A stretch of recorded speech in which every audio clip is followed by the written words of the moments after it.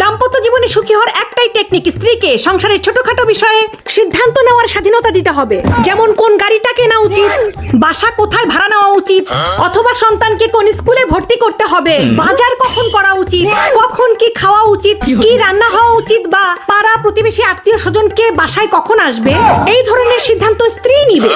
আপনি স্বামী হিসেবে সমর্থন জানাবেন, আর আপনি সব বড় বড় বিষয়ে সিদ্ধান্ত নিবেন। যেমন আমেরিকার সাথে ইরানের যুদ্ধে কি সমস্যা হতে পারে, বর্তমান ভারতের ক্রিকেট টিমে কোন দলকে রাখা উচিত, কাকে বাদ দেওয়া উচিত, নাসা স্পেসএক্স এর সাথে কিভাবে সম্পর্ক মেইনটেইন করবে, এই সম্পর্কে কার কি ক্ষতি হতে পারে, অথবা বাংলাদেশের যে কূটনৈতিক সম্পর্ক আছে বহির্বিশ্বের সাথে সেটা বর্তমানে কতটা ভালো আছে, পূর্বে কতটা ভালো ছিল, এই ধরনের বড় বড় বিষয় আপনি সিদ্ধান্ত নিবেন। আপনার স্ত্রী আপনাকে সমর্থন জানাবে।